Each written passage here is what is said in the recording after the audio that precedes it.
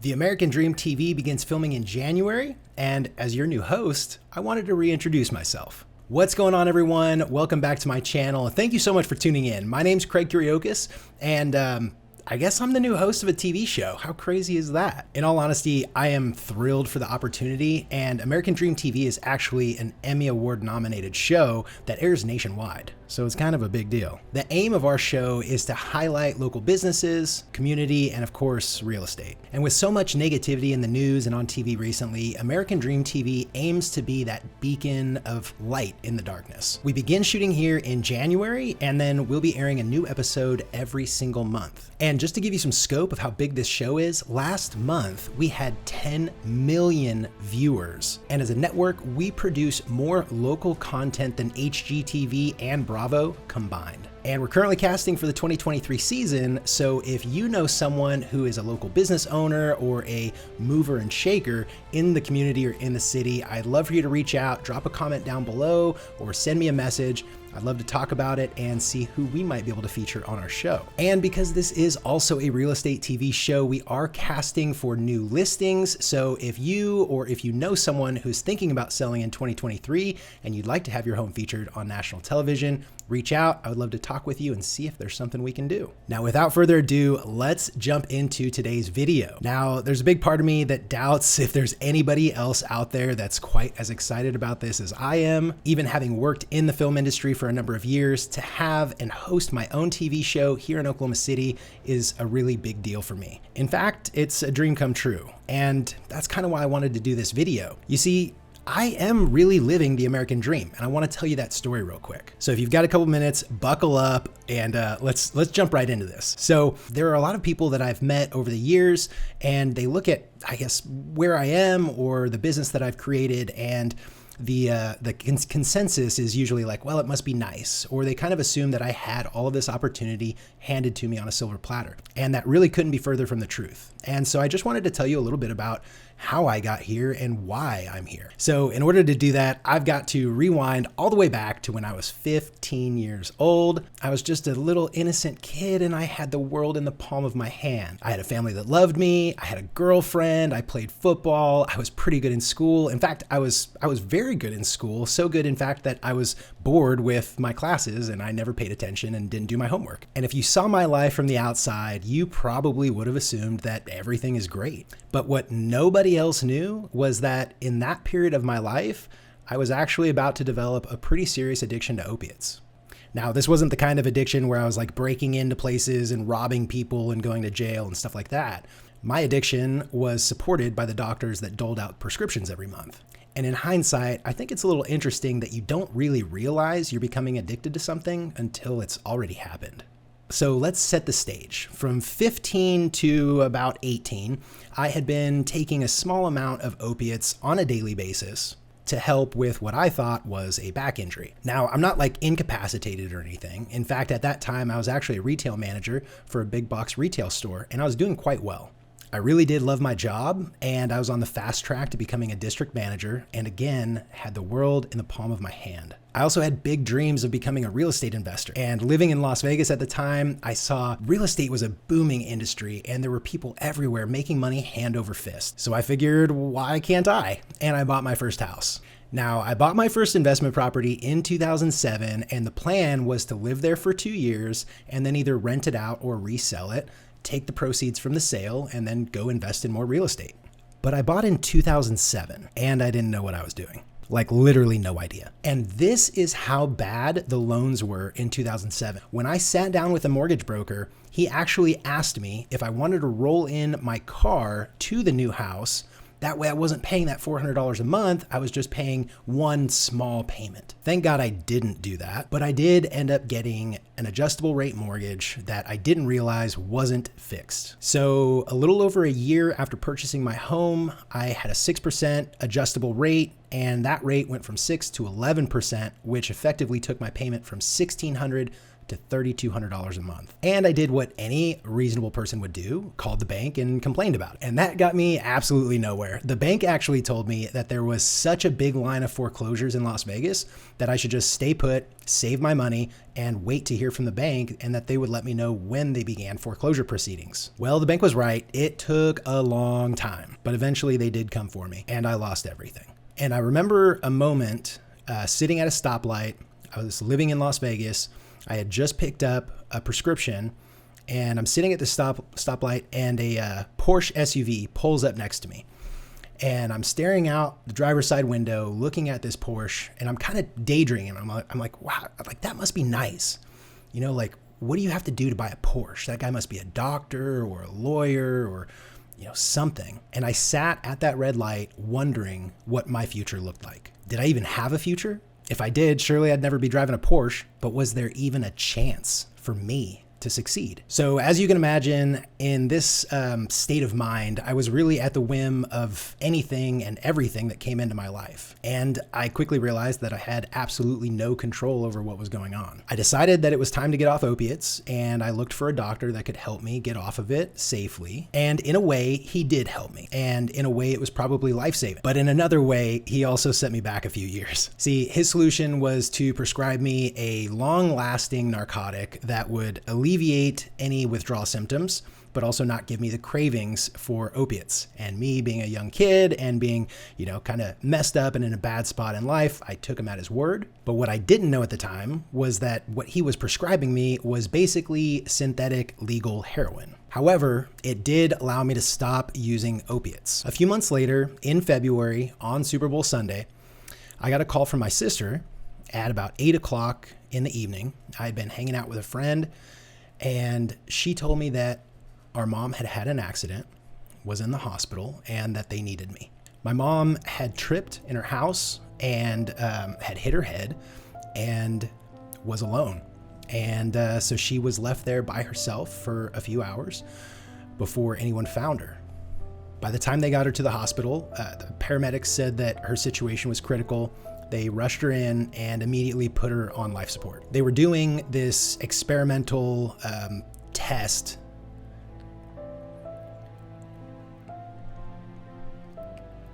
that basically shut down your body and froze everything to preserve organ function and brain function.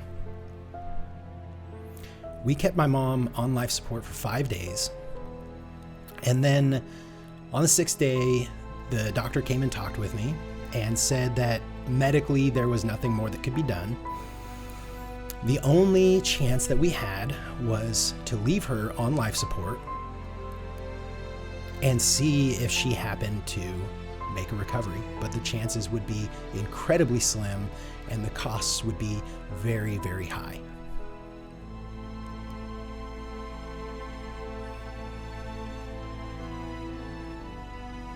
So that afternoon, I made the call to take my mom off life support.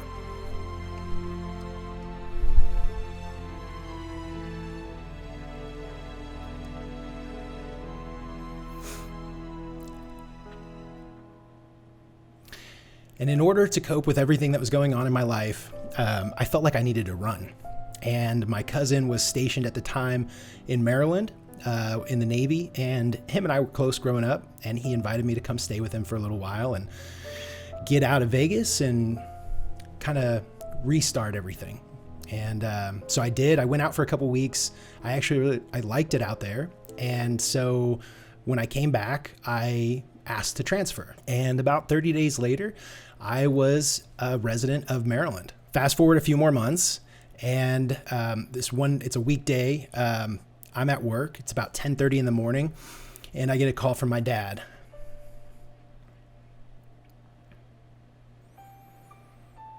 And I could tell that he had been crying, and he just said, "I'm sorry, Shelly's gone."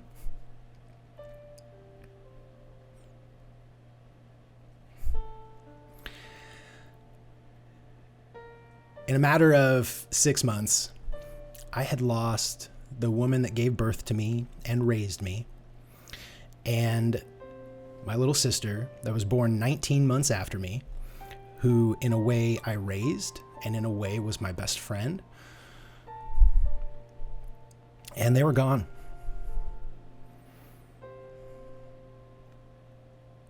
And in that moment, I broke into a million pieces. And the hurt that I had been feeling before, due to everything else going on in my life, was amplified tenfold. And I spiraled.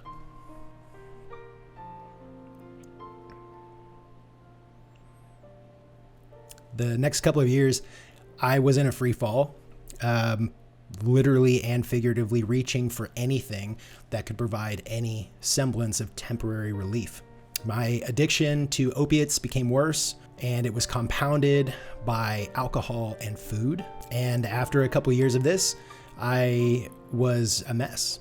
I was in the worst shape of my life. I had put on 100 pounds, had terrible skin. I didn't have any friends. I was at risk of losing my job. I was obviously addicted, not just to prescription pills, but also to alcohol. This was rock bottom in every sense of the word.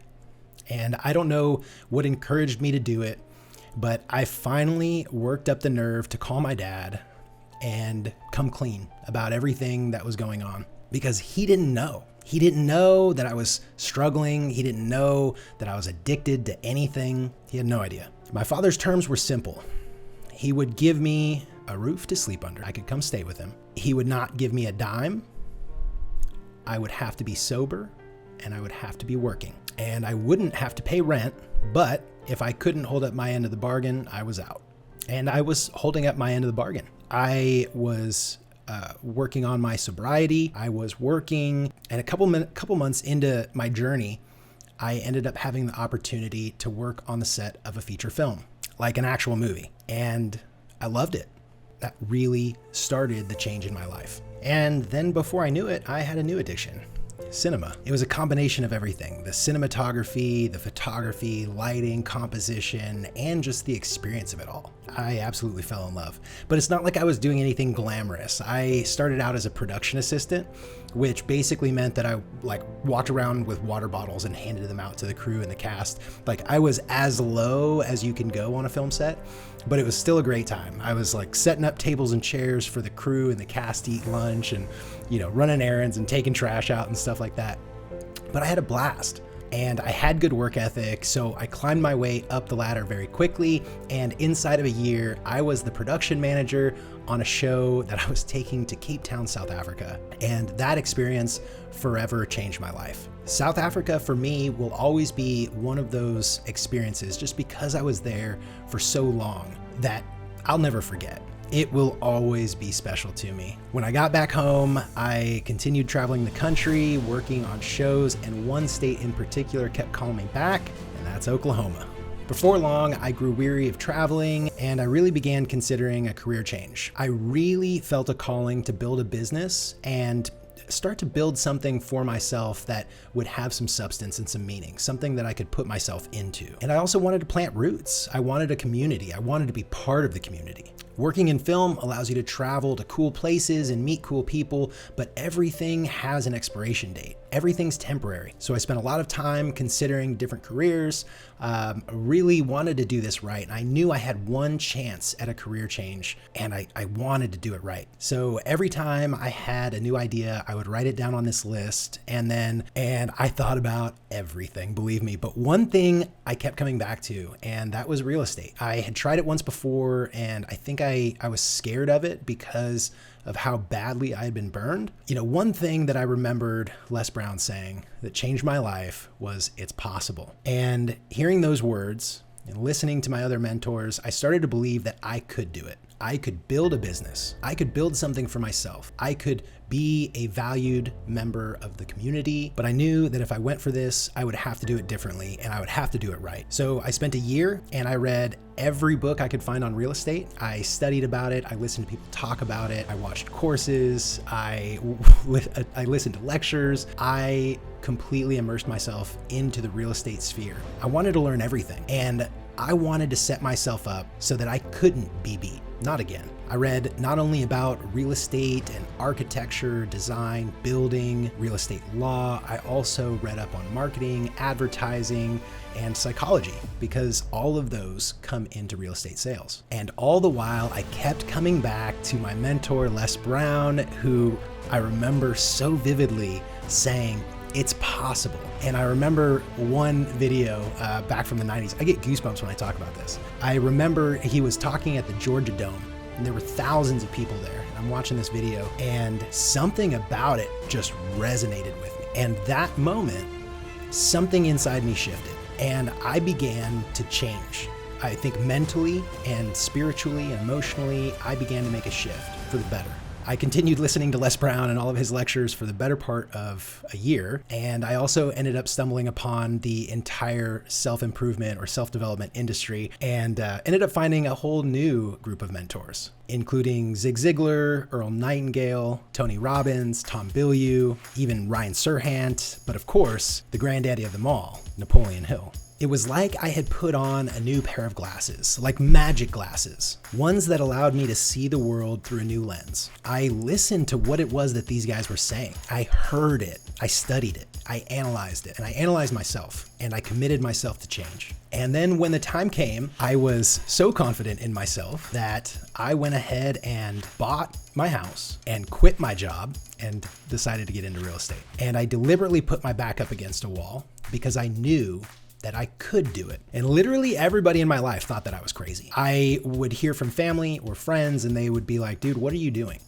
I don't know how to explain it, but I knew somewhere inside, I just knew. I didn't know how it would be okay. I didn't know how it would work, but I knew that I would do it. I knew that I would get here. And getting into real estate wasn't easy. Like the first 6 months, I had no paychecks, like zero income. But I came right out of the gate, cold calling, circle prospecting, trying to meet new people, develop my sphere, network. And it took me 6 months to sell a house. But then between months 6 and 12, I sold 24. And over the next 12 months, I would go on to sell about 30 more. And that was it. I was in it. I was officially a licensed realtor, operating a business. I was selling houses. I was meeting new people. I was solving problems. I was doing cool stuff. And I was exactly where I had imagined I would be. And now here I am. I've absolutely fallen in love with what I do. My clients are the reason that I get out of bed in the morning. I've lost over 100 pounds. I'm in the best shape of my life. I beat my addiction, and I'm actually building a business for myself. But not just any business. It's a business that revolves around people. One of the things that I learned in my journey of self-development and self-improvement was something Zig Ziglar had said, and that was that if you can help enough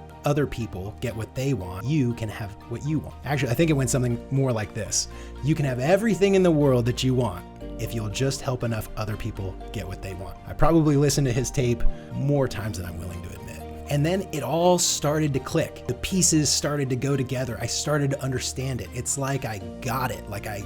If I could shift my perspective from trying to make a lot of money and get a big paycheck to helping people solve problems, helping families, helping new or first-time homebuyers achieve their home buying goals, well, then everything else started to change. And I realized that when you forget about the paycheck and you stop thinking about the money, and you focus on just the people and just helping people, solving problems and serving, then the paychecks just come. Today, I sit here in front of you and I have reached nearly every single goal that I've set for myself over the last 5 years. And it's all been done on the backs of my core philosophy, relationships over transactions. Put simply, when I'm helping someone buy or sell a piece of real estate, I'm not thinking about the paycheck. I'm not thinking about how this interaction can benefit me. The only thing that matters to me is who I'm helping and what problems we're trying to solve. And it's kind of funny, just as an aside, I hope this doesn't offend anyone, but it's always incredible to me to think about, alcoholics or people that are addicted to a substance. It is so amazing how creative they can be.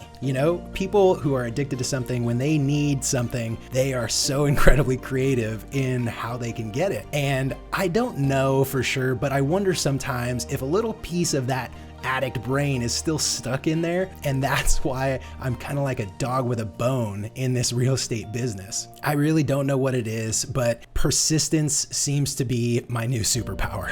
And now here I am with Goosebumps hosting a national Emmy Award nominated TV show that centers around my community. And out of 16,000 licensed agents in my market, I was chosen. I was chosen to showcase our great city and the people that make it run. This is such an incredible opportunity, and I'm honored and thankful because I feel like I am living the American dream, and I want to help others get there too. So I hope you'll follow me along this journey as we explore Oklahoma City, the communities inside our beautiful city, as well as the individual neighborhoods and the people that make it move. In the description down below is a link to schedule a meeting with me. We can do a Zoom, a phone call, or an in-person meeting, whatever works good for you. If you have someone, or if you yourself are a local business owner who is really doing cool things here in Oklahoma City, I want to talk to you and I want to see if we might be able to partner and feature your business on national TV. And lastly, this is still a real estate show and we are casting for the 2023 season. So if you or if someone you know is thinking about selling their home in 2023, please reach out. I'd love to chat with you and get some more information and explain how featuring your home on national TV